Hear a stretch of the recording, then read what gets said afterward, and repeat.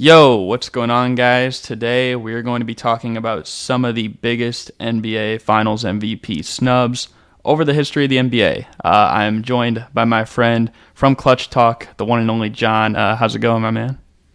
I'm doing good, man. Doing good. I just post surgery. I just got out of surgery yesterday, but you know what I'm saying. I'm feeling good, ready to bounce back. Just like some of these great players who should have won some of this MVP and Finals MVP, man. Yeah, that's awesome to hear that you're doing good and everything. And yeah, so basically what we have here today is, we got our top five lists for the biggest Finals MVP snubs. I'm sure we'll have some of the same, but of course we're going to have some differences because it's different lists. And then I believe we both have an honorable mention as well. So I was thinking we could work backwards, start with the honorable mention, work our way from 5 to 1. We'll probably have some debates here and there as we go on too, but that's what makes it fun. But we could start with our honorable mentions. If you want to kick us off, what Finals MVP year was your honorable mention, and did you have like a person that you think should have won it over that said person? Look, man. Honestly, it's gonna sound like a joke, and I know it's honorable mention, but Andrew Wiggins this last year, man. Andrew Wiggins was huge. He was huge to the Warriors and was a big part of what they did. And in my opinion, I'm not saying Andrew Wiggins was as important as Stephen Curry was. Stephen Curry came up big. He showed that he was the best player on the court and went out there and dominated. I'm not taking that away from him. That earned him the MVP. But I don't think the Warriors get to that spot if without Andrew Wiggins' consistent play throughout the entire playoffs. I don't think. I know the Warriors don't get there without his consistent production off the bench, playing different roles, playing defense. So I'm not saying he was the most important player on that court because I know that was Stephen Curry. But Andrew Wiggins deserves a huge nod that way. So I'm not saying it's a top five, but it's up there though. Yeah, I think that's pretty fair. I mean, he probably was at least. Well, he probably was their second best player, I think, in the final series too. Considering like what he was doing on both ends of the floor, and kind of like was rewriting his narrative that he could never be a winning player, and that he was kind of just like a scoring ball hog and that was inefficient and stuff like that. Could never be conducive to winning, and then here he was right here. I think honestly we're kind of in the same boat here with our honorable mention and like how much we credit them. Honestly, like going through this list, it was hard to find like five people that I'm like, okay, this person actually deserved the Finals MVP, not the person who won it. And I don't even know if I'd say that for this honorable mention, but I think considering the fact that it is a rare case, it's probably the rarest case of Finals MVPs, and that's because it was the first one, and it was 1969 with Jerry West over John Havlicek. And the main reasons why is because, the Lakers lost that series. It's the only time someone's gotten it on the losing team. And, I mean, while I do think Jerry West was insane, and I'm not saying that he didn't deserve his Finals MVP, I think you got to give credit to John Havlicek, the guy who was the best player on the winning team, and pretty much the only time where that's happened and he didn't win Finals MVP. Like, he averaged, 28, 11, and 4. And he was incredibly efficient too. And I think he had a 43-point game. He had two games where he led the whole series, or led the game of the series. There were seven. It was a 7-game series, and he was the leading scorer for two of them. So I don't know. I think that deserves some credit right there. And looking back in hindsight, I'm sure he's probably like, man, I probably deserve that one just because of the nature of where the award stands. He did get one later on, but I mean, he could have two to his name, and he's an 8-time champion anyways. That could change his legacy too. Absolutely, man. Now that's definitely one of those huge robberies, man, of all time. But I mean, at the end of the day, at the heart of hearts, we know who actually won that MVP, and Jerry West. I feel like there's a reason why the NBA has never gave it then to a team that lost. But I mean, Jerry West went ahead and stole him one. But that actually, Garrett, I don't know if you're ready to jump straight into five, but that actually transitions perfectly into my number five. And Garrett, I mean, you know me, we've been friends for some time now, so you know who my guy is. LeBron, LeGoat, you know what I'm saying? Not too much to talk about, man, but Garrett. So I put this at number 5, and honestly, a perfect transition for that one that you just talked about. Only because it was a loss. It was a loss. Number 5. I have the 2018 NBA Finals with LeBron and the Cavs and the Warriors, and I understand the Cavs got swept. I totally get it. And look, man, I'm not saying like LeBron should have got all the votes and this and that, because I'm a big believer in like you got to win to be the MVP. Like I wasn't feeling it that year that Westbrook got MVP and was like the 7th seed. Like I personally wasn't feeling that. You have to win to be the MVP. That's what comes with being valuable. And I get it. LeBron got swept, but man, his performance that year was insane. That game 1, that 51 points that got ruined by JR throughout the series, averaged 34 points, 10 assists, 8 rebounds on 52% from the field and 34% from 3. And mind you, like LeBron was alone. Kevin Durant had Stephen Curry, who was averaging only 27 points to KD's 28. LeBron had Kevin Love, who was averaging 29 to LeBron's 34 points. So, sorry, not 29, 19. Kevin Love was averaging 19 to LeBron's 34. So, I mean, honestly, man, like, I understand you lost, so at the end of the day, at the heart of hearts, we can't give it to him. But if we're talking about performance, if we're talking about just straight up who deserves it, it's gotta be in my opinion, it's gotta be that guy off performance. And I mean, he had Matthew Dellavedova out there playing 41 minutes trying to guard Stephen Curry. Come on, man. Yeah. And I mean, KD got it that year. And in my opinion, I don't know if you got that one on yours, but deservingly so. KD got it that year. But that's my number 5. Well, I will spoil. I do not have that on my list. I'm kind of surprised that you said that year, but I mean, we'll see what the rest of your list entails, because I feel like I might think of another year where you might be referring to something that has LeBron involved in it. Or at least he was in the finals for that year. So I think so. But yeah, I mean, he was definitely, like, I think in terms of like just stat wise, like the first year that the KD Warriors were together, I think like statistically in the finals, like actually like Durant was more impactful. But then that 2018 year, like LeBron was the best player in the series if you just go like, stats for stats. Of course, as you said, like winning does factor in it a lot. And maybe if it went like 7 games, then I could see it maybe being an instance where it's like, okay, like maybe we should give it to LeBron because he went 7 games with them. I think like the sweep is kind of what did is what does it. Yeah. At the end of the day, losing is tough to be MVP and lose. Mm-hmm. My number 5 though, actually. And I promise I got some. I promise I'll have some newer ones coming up here. This one's also a little bit older. It is 1981 when Cedric Maxwell won it instead of Larry Bird. I got that one. That's my number 4 right there. Well, great. Then this will be a good transition. I mean, it's not to say like Cedric Maxwell was bad in the series. I mean, he was like the leading scorer. But I just feel like, people look at those 2 Bird games where he dropped like 8 points in each of them. I mean, 3 and 4. Games 3 and 4, they ended up splitting. I mean, one of those games too, like Larry Bird had a double-double. Another game, he almost had like a 5x5 in the other game too. So I'm like, that's already impressive. And I think like the guy was averaging, I think like 15 rebounds a game in the series as well. He was their best playmaker. Like, I don't know. He was kind of doing a little bit of everything. He was playing great defense as well. And you look at Cedric Maxwell, like, it's a little different because he also did have 2 games where he was kind of a non-factor, games 1 and 2. And just like games 3 and 4, they split those. So you can kind of look at it how you want. I just feel like in those games, Larry Bird was doing more than just like, okay, like he's not scoring that well, but what else was he doing? He was rebounding at a high level. He was playing great defense. He was, getting everyone involved on his team.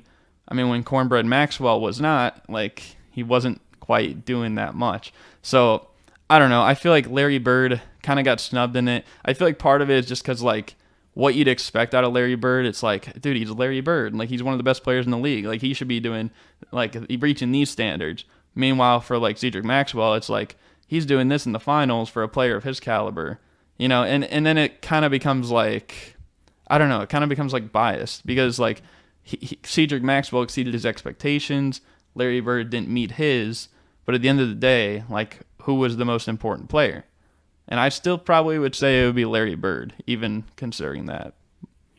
And I'd be right there with you. I mean, like I gave a little spoiler that that was my number four. But yeah, I'm right there with you, Garrett. And to be real with you, while I was writing this out, and I have another one that I'm going to refer to later on in the list. I don't think at this time the NBA and the fans and the people out there really appreciated all around players yet.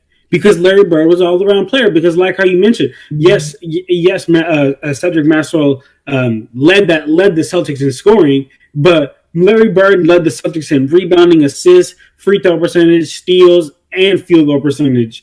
And even throughout that series, Larry Bird averaged 15 points, 15 rebounds, and 7 assists, 2 steals to Maxwell's 17 points, 9 rebounds, 2 assists, 1 block. So I definitely agree. Larry Bird was just such an all around presence, but I still think that was the time. And again, I'm gonna get to that later, but that was a time in the NBA where the NBA didn't really appreciate all these all around players yet. They didn't appreciate these guys who were scoring, but also getting the team facilitated, pushing the pace, grabbing the rebound off the glass, and that's what Larry was doing. He was just too early for his time. It's kind of a shame too, because I think that series before the finals, I believe it's when they played the Sixers, and they were up like 3-1, led by like Dr. J and stuff, and then I think Larry Bird had like an insane 3-game stretch that led them to the finals, overcame a 3-1 lead, and then I don't know, people kind of just like don't really talk about that finals for him. Like they kind of want to like hold it against him, which is kind of weird. But my number 4 is, and this actually goes perfectly with one of my recent videos, is the 1976 NBA Finals with the Suns and the Celtics, and the winner of the Finals MVP that year was JoJo White. Now I think it probably should have went to Dave Cowens. And even though I said in that video that I think Alvin Adams, kind of like something where you were talking about with the LeBron one in 2018, like LeBron was probably the best player in the series. Like that's kind of how I felt with Alvin Adams in this series. However, I think like for the Celtics, who were the winning team, I think Dave Cowens was playing like just about as close up to par as Alvin Adams as you could ask for. And I think like the one thing that does it in is that like JoJo White, he was the best player in that game 5, which it was that triple overtime game where like John Havlicek and Gar Heard like exchanged shots near the end, and it's like the shot heard around the world, like that kind of game. And JoJo White was kind of like the best player in the game for that game. But other than that, like I mean, Dave Cowens was extremely consistent all throughout. I believe the first game, like he almost had like a quadruple double or something like that, which is insane. But I don't know. I think that personally, like that probably skewed the votes a little bit. But yeah, so I got to give it to Dave Cowens over JoJo White for my number 4 spot on my Finals MVP list. Man, my boy Garrett always coming with the classic players, man, the OG players. But I haven't heard of my boy JoJo White in some time, man. But no, absolutely. And that game that you're talking about for for all the family, everybody out there listening, make sure go look up JoJo White, Suns or Celtics series. You're gonna see that shot he's talking about, the shot heard around the world. Man, go check that out. For sure.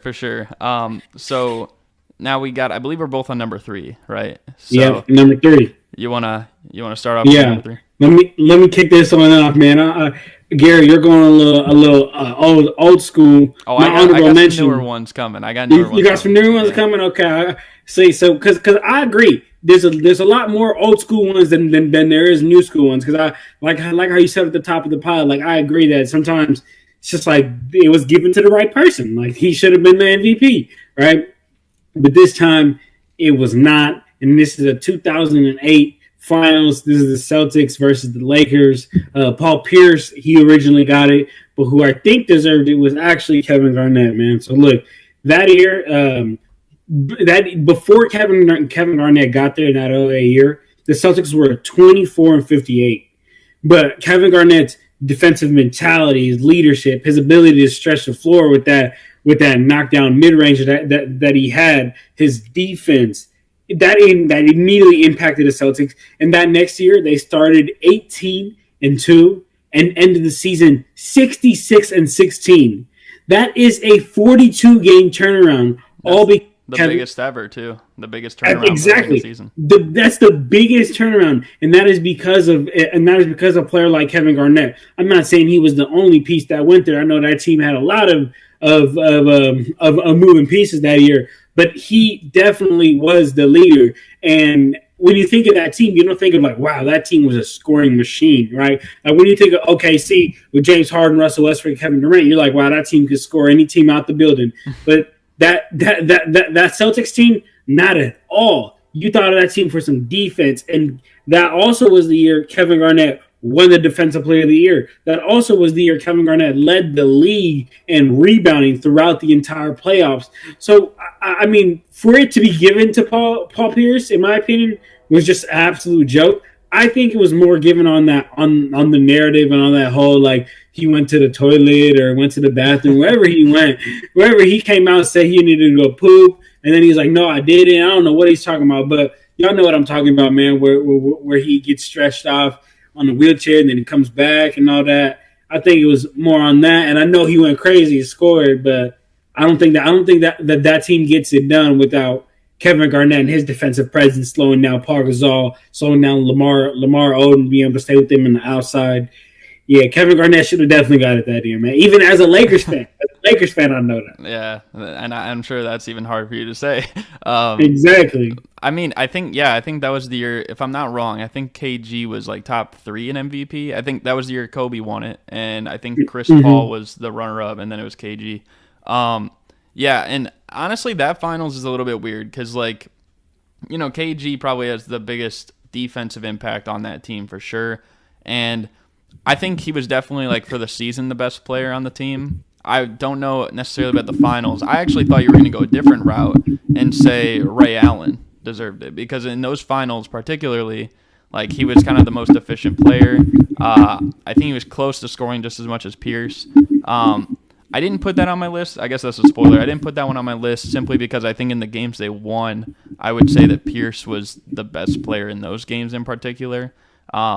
And he played pretty well throughout, but I don't know. That is a close one too. I was tempted to put that year. I was thinking about it. But yeah, honestly, the whole big three, like, you could kind of make an argument for all of them. But I mean, the same thing I was saying there though for Paul Pierce, where, you know, he was kind of the best player in the games they won primarily. That's kind of a route and kind of one argument I'm going to make this for this number 3 one.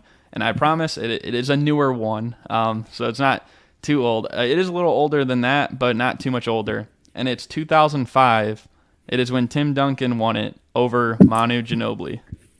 Garrett, I was about to put that one, Garrett. I swear, I was flopping right back and forth between that one and the LeBron one at number 5. But you know, LeBron, my guy, I have to give it to him.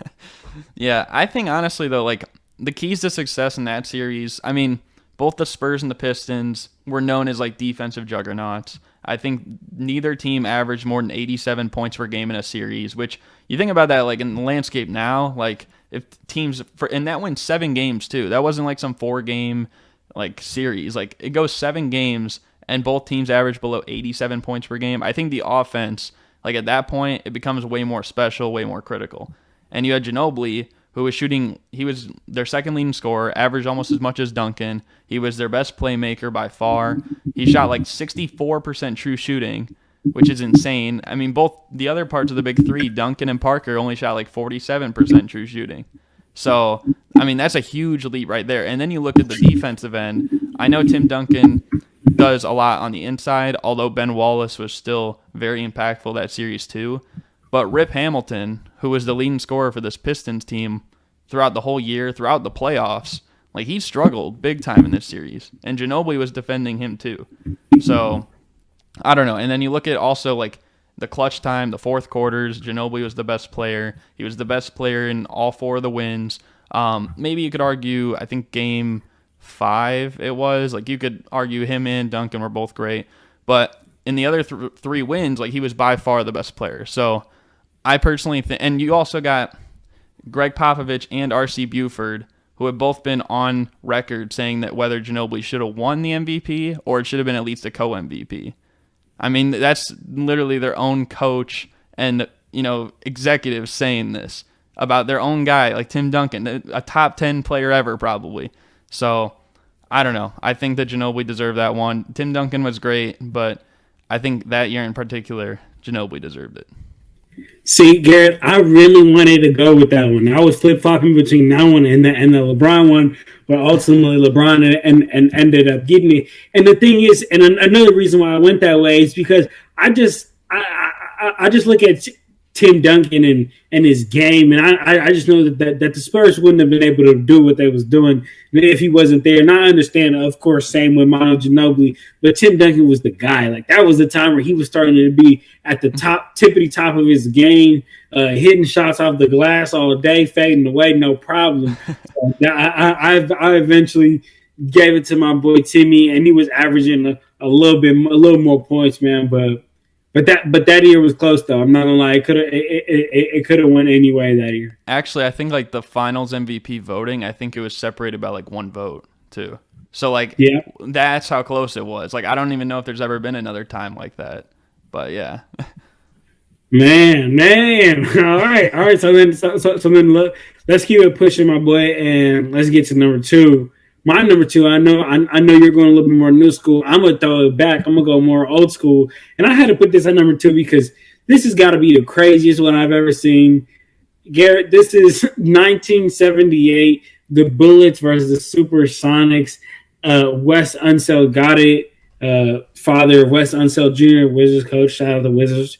But Elvin Hayes got robbed. The E train, man, got robbed of this one. And what's crazy is Wes Unseld was averaging 9 points, 11 rebounds, and 3 assists throughout that series. That's the lowest points average to ever win a Finals MVP. So not only is that right there a crazy reason, but I mean the only reason why this ultimately ended up happening was because in that game seven against Supersonics, Elvin Hayes only had 12 points and 8 rebounds, ended up fouling out. While Wes Unseld was big, stepped up big, and had a 15.9 rebound game, but ultimately, let's say the same thing like I mentioned with Tim Duncan.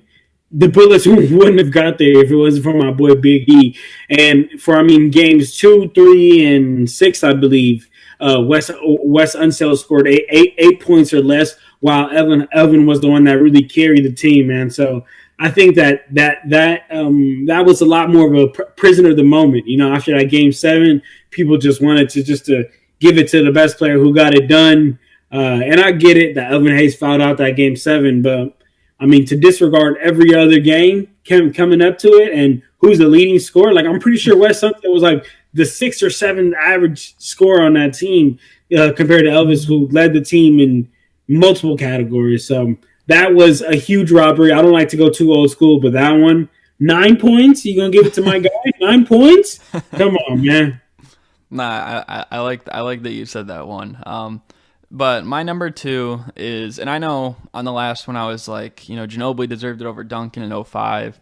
So if there's any Tim Duncan fans watching this, I think they're gonna ease up on me now because the next one I'm going with is 2007. And actually, this is when Tony Parker won it, and I really think Tim Duncan should have won this one.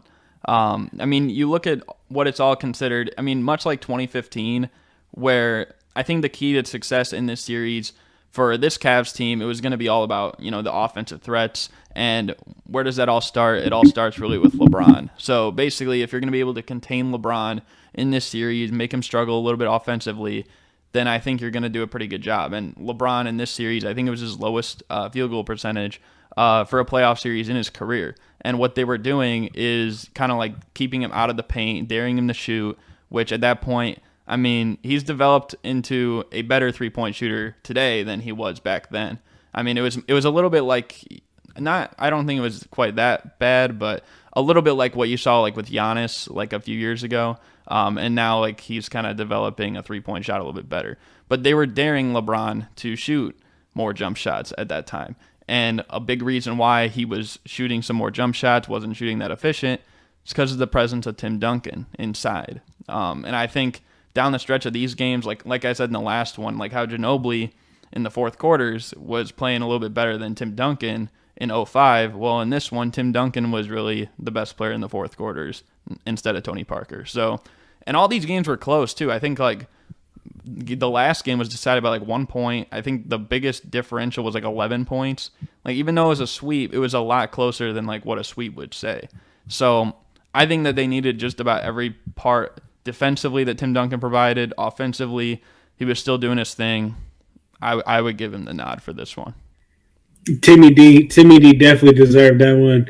I'm right there. I'm right there with you. But although I will say this, man, I'm happy that Tony Parker got that because Tony Parker, man, he slept on. He's like don't get me wrong. I hear like terrible things about the guy, but I will say this though, like the guy personally off the court, as a ball player, as an NBA star, NBA legend. He has done incredible things, and I've been noted on the record saying this a lot on my podcast, man. Tony Parker got snubbed off that top 75 list. Mm-hmm. If you look at all his accolades, on my show when I had you on, I think episode 2 this past season. Exactly, man. Look at his accolades. Tony Parker got snubbed out of that top 75 list, so I'm glad when I see my guy Tony Parker winning and something like this. Very slept on player because of that Spurs team and because of it was such a team oriented thing, but he was the engine of that. He made that team go. For sure, man. And now we're at our number 1 spot, the biggest finals MVP snub. I probably have an idea which direction you're going to go, but we'll see what you say. What do you have as your biggest snub? My guy, for the biggest snub, I got the 1988 NBA Finals, Lakers versus the Pistons. James Worthy got it over Magic Johnson. Magic Johnson got robbed. Now, let me tell you why, man. Yes, I get it. James Worthy averaged 22 points to Magic Johnson's 21, but Magic Johnson led his team in assists with 14 assists. So that's 21 points, 14 assists, compared to James Worthy, four assists. Magic Johnson led his team in steals, free throw percentage, field goal percentage, win shares, and was second to Brian Scott in 3-point percentage. And again, remember when I said with the Larry Bird one, this is before the league really appreciated all-around players because Magic, Bird, and honestly, I'm not even saying this, I'm a LeBron fan, but Bron are like the epitome of these all-around players who can just really do a little bit of everything out there for you, and that's what and that's what Magic Johnson was doing. And honestly, I know I'm talking about the 1988, but I just kind of want to smash in the 1980 because I seen that was a lot. That was another controversial one that a lot of people said. A lot of people said that Kareem got robbed and Magic should have got it. But I want to give my 2 cents. Like I understand that Kareem had a way better averages and was carrying the team to there. But for Magic Johnson, a rookie, to step up in a Game 7 and as the center, as the new position, and have a career high, I think that is absolutely absurd. And I think he deserves that 1980. But for that 1988 one, I also think that he got robbed. I also think that he should have got that one. I know he got the 80. But I think he should have got that one. Back in the day, players they just appreciated the scores more. They didn't appreciate the players that were doing it all. Magic was another player like Bird, really ahead of his time. Yeah, I think for both those, like it was definitely the last game bias that played into it because I mean for Magic, like he had that insane game where he had to fill in for Kareem at center, and that was the closeout that ultimately clinched the title, and he got the award. And then for 1988, like James Worthy dropped, I believe it still is the highest scoring triple-double in the NBA Finals, or at the very least a Game 7 in the NBA Finals. Sounds like an ESPN stat, but I mean, like he basically like the biggest pressure moment in the whole entire season, and he showed up probably bigger than anyone else has statistically in NBA history, and I think that played a big role in it too. But I was thinking about both those as well on my list. I was a little surprised. I'll say why I'm surprised in a bit, though. But my number 1, you said it, for your number 2. I believe, and it was 1978 with Wes Unseld over Elvin Hayes. And I've looked into this one. I actually did a video on it a few years back about why it was like the most confusing Finals MVP, because literally at the end of the game, like right when the Bullets were named champions, they announced on I believe it was CBS. They announced Bob Dandridge was Finals MVP on air on TV, and they showed it on the screen and everything. They talked to him after, and I was like, wait, what? Because like I looked it up, and it's like Wes Unseld's the Finals MVP, but he's still credited the Finals MVP. But then like Elvin Hayes probably had the best all around series, so I would say Elvin Hayes probably deserved it over Wes Unseld. Like you said, Wes Unseld offensively, he's not really gonna impact in that kind of way. It's a little bit like Bill Russell, where most of his impact comes defensively through rebounding. He's a good passing big man. But I think like the thing for me too is that like, some of those things that Wes Unseld does well. I mean, you look at Game 7, for example. I know you said like Wes Unseld even stepped up more than Elvin Hayes that game, and Elvin Hayes fouled out. But you also look at Wes Unseld and who he was guarding, Marvin Webster. I mean, he almost dropped like a 30-20 game in the Game 7, right? So I don't know. Like, I feel like the fact that, okay, defensively, he's not outplaying his matchup. He's not out-rebounding his matchup. He's not outscoring his matchup, albeit he's outscoring his average for the series. I think like 6 players on the team outscored him. So I don't know. It's really confusing, especially because literally the broadcaster said it was Bob Dandridge that was the Finals MVP, who you could maybe even make an argument that he was more worthy than Wes Unseld too. But I think overall, like the number one guy, if I had to look at one guy and I'm saying they deserve it, I would probably say Elvin Hayes, just like you.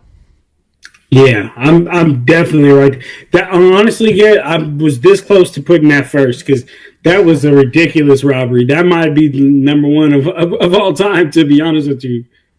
Yeah, man. But I mean, obviously, like you guys can comment down below and basically tell us, who do you think is the biggest Finals MVP snub? I'm sure there's going to be a lot of people surprised we didn't mention 2015. I was kind of surprised that you didn't mention it because, yeah. Oh, wait, go ahead. Sorry. Well, let's talk about it. So that's what I wanted to talk about with you. That's what I was about to mention. I was about to say, tell me your thoughts on 2015 and 2018, because that's a lot. Like, our boy Jay Hill and anybody else, anybody that's a Warriors fan probably think that Curry should have got both of those. So talk to me about how you feel first about 15, then about 18. Well, first of all, I will say that if there is Steph Curry fans that are going to get upset, you can at least feel a little bit more at ease now that he has a Finals MVP in 2022. But I will say, though, I'll start with 2018. I personally do think that Kevin Durant deserved that one. I get it. Steph played great for the first 2 games and the 4th game as well. But, I mean, Kevin Durant also played good throughout. Like, every single game he was great. And that Game 3 was huge because, I mean, that was the first game on the road. I mean, ultimately, like, I always think, like, a series doesn't start until a road team wins a game. And that was the first road win. You look at the whole Big 3 for the Warriors. Their core was all struggling that game. And it was basically Kevin Durant put the team on his back. I know in the long run, like, that's not been the case. Like, they were just such a dominant team that everyone played their role and stuff like that. But in that game in particular, like, Kevin Durant put the team on his back, and it put them up 3-0. I'm sure it was a big, like, confident. It probably derailed the confidence for the Cleveland Cavaliers at that point because it's like, oh, we're down 3-0. How many teams have come back down 3-0? Oh, 0. So they probably thought they were done, and they kind of played like they were done in Game 4 of that game. And then for 2015, like, personally for me, I thought, when Kevin Love was out and when Kyrie Irving went down, I thought that the only reason or the only way they were going to be able to win that series was obviously because it was going to be because of LeBron, right? Like, it wasn't going to be because of Dellavedova or Timofey Mozgov. Like, with all due respect to them, it was not going to be because of that. And even after 3 games, the Cavs were up 2-1 in that series. And they took over home court advantage, could have went up 3-1. But the main adjustment was putting Iguodala in the starting lineup. And then, yes, I get it. Like, people still look at the stats and they're like, he held LeBron to 36 and 13 and 9 or whatever he averaged. But I think you also got to look at the efficiency as well, because if he's taking so many shots at that point, so many harder shots with Iguodala on him, then it's kind of taking away the team's opportunities. I mean, you can't blame LeBron in that instance. He didn't have much reliable help around him. But that was going to be the way that they won the series, and putting Iguodala on him. I think he was also huge in the fourth quarters for that series as well. I mean, granted, so was Curry, but he wasn't going to be stopping LeBron on the other end as well. So personally, I think that both of those finals MVPs were warranted. I think they were right. You do make a good point with LeBron being the best player in 2018. Maybe you could argue in 2015 as well, simply because, he didn't really have much help around him, and the fact he won 2 games that series is insane. But, I mean, I like to stick traditional, the winning team, the best player on the winning team, or the most important player on the winning team, I should say. It is the most valuable player after all. And I think in those 2 years, I think they were right. But people in the comments can disagree with me, but what do you think about those? Yeah, I'm right there with you, my boy. I think that those 2 years were correct.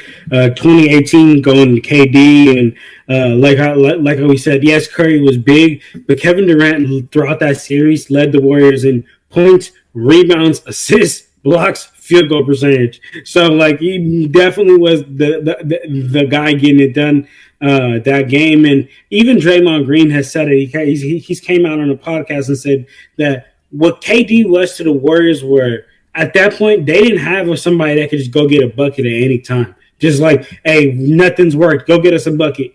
KD can do that. Curry wasn't that yet. Curry is that now, when he wasn't that yet back then. And even Draymond Green knew it. He said Curry was building up to become that. But Kevin Durant was already that. So, I mean, that one pretty clearly in my mind goes to Kevin Durant. And then the 2015 one also pretty clear, in my opinion, in my mind as well, pretty clearly goes to Iggy, because, I mean, if Iggy doesn't do what he do, I mean, maybe LeBron turns around and wins this series on his own, to be honest. I mean, shoot, I don't doubt the guy. I don't put anything past the GOAT like that.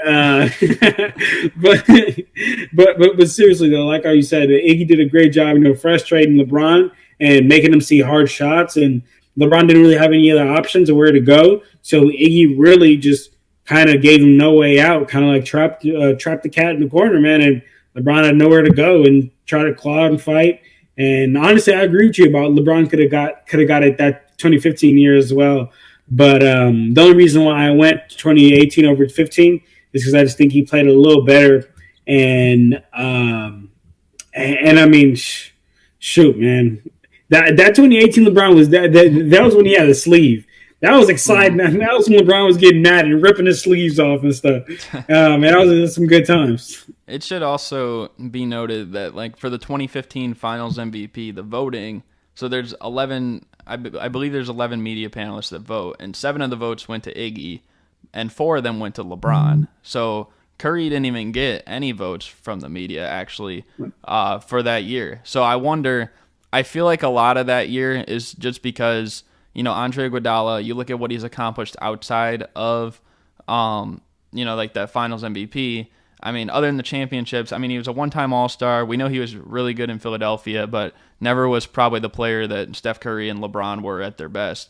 But I wonder if LeBron won it on the losing team in 2015, I wonder if there would be people even making the argument for, like, Steph Curry if he deserved it. Because, like, you know what? LeBron did average, 30 plus, like almost a 30-point triple-double. And it's like he is LeBron and stuff like that. I wonder if just because it's Andre Iguodala, if maybe that's why more people. And I guess that is kind of fair. Like when we were talking about, the Cedric Maxwell one over Larry Bird, maybe same thing kind of there. But I don't know. I feel like there can be like some biases that are definitely present, like when looking at that. Definitely some bias, man. But yeah, I mean, I thought this was fun. I thought this was a good video to do. I'm glad that you were able to join me today to do this because I know we've been talking about it for a while.